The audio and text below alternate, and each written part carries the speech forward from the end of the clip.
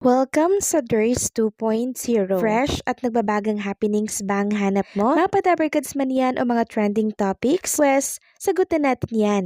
Kaya naman isubscribe nyo na ang ating channel para sa mga nagbabagang balita everyday. Welcome back again sa ating YouTube channel mga kadabarkads. And for today's video, ang pag-uusapan natin ay tungkol sa mga importanteng kaganapan sa loob at sa labas ng Itbulaga. Unahin nating pag-usapan mga kadabarkads ang tungkol nga dito sa video po ng Itbulaga Olympic na nangyari po noong Sabado. Alam niyo ba mga kadabarkads na pumalo na po sa 3.5 million views ang in-upload po na video ng TVJ sa kanilang page. Ayan, ipeplex ko na lamang po sa mga screen ninyo. 3.5 million views. Grabe, di ba? Sobrang lakas. Pag may mga bagong paandar talaga ang programang Itbulaga, wala pong mintis. Lagi pong viral mga kadabarkads. And speaking of viral, syempre, viral at pinag-uusapan din po ang pagsugod ng mga dabarkads natin sa bahay po ni Wally Viola dito po sa Antipolo ata to mga kadabarkads kung di ako nagkakamali.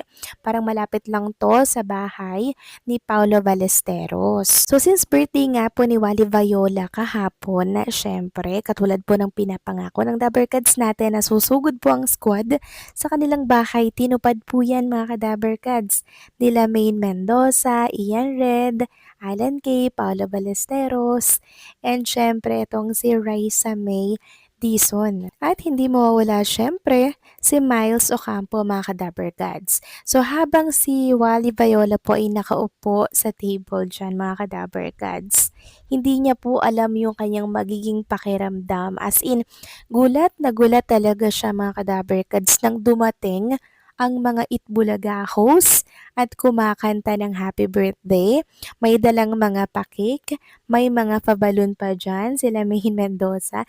Sobrang nakaka-touch kasi unexpected po ito ng isang Wally Viola mga kadabarkads. Hindi niya lubos akalain na totoo pala yung sinasabi ng mga dabarkads natin na susugod dito sa tahanan nga po ni Wally Viola. Sabi nga po nila samahang walang katulad meron ang mga dabarkads host natin dahil kahit na sa ganitong pagkakataon talagang hindi po nawawalan ng paandar ang mga dabarkads dito po sa isang kasamahan nila na naaksidente po, 'di ba? Para makapagbigay ng kasiyahan, syempre, nag-e-effort sila para po ibigay yung pagmamahal na yon kay Wally Viola na kung saan 3 months pa ata talaga bago makabalik dito po sa programang Itbulaga.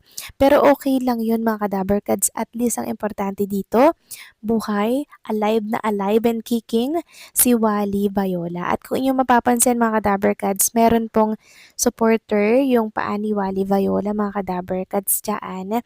Kasi hindi pa po siya pwedeng lubusang itapak, hindi pa siya pwedeng hayaan na makapag-isang makalakad-lakad. Kasi syempre mga kadabarkads, bagong opera yan, tinornelyuhan yan, kaya kailangan pong nakasupport pa rin yan. Kung yung mapapansin, meron pa rin po yung semento mga kadabarkads. Nakasemento, ayos na ayos pa rin ang paa ni Wally Viola. Hindi po kulang, hindi po mga walang tinanggal na parte ng katawan ni Wally Viola. And sa mga naghahanap naman, dito po kayo Jose Manalo mga kadabarkads. Ginawa na lamang po ng standee si Jose Manalo para nang sa ganun ay andyan pa rin po siya, yung presensya niya po mga kadabarkads.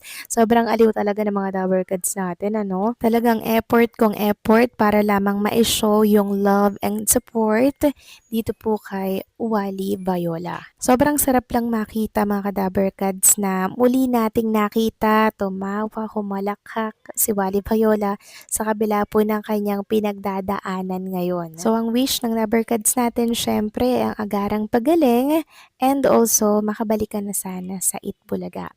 Samantalang next topic naman, pag-usapan naman natin mga kadabarkads ang tungkol dito sa pasasalamat po ng isang netizen na after 13 years ay balik Itbulaga nga siya dito po sa studio sa TV5. Sabi niya parang kahapon lang daw, salamat daw sa pagkakataon na binigay ng Itbulaga. So mapapanood po si John Edric Ulang bukas 12 p.m. po yan. Samantalang next topic naman, pag-usapan naman natin ang tungkol dito kay Boss Joey De Leon na kung sana'y umani nga po ng papuri sa kanyang double-edged joke ukol po sa ABS-CBN. Ayon dito sa write-ups ng Media Watch PH, dating Telenews, natuwa at umani ng papuri ang binitawang biro ni Joey De Leon sa programang Itbulaga.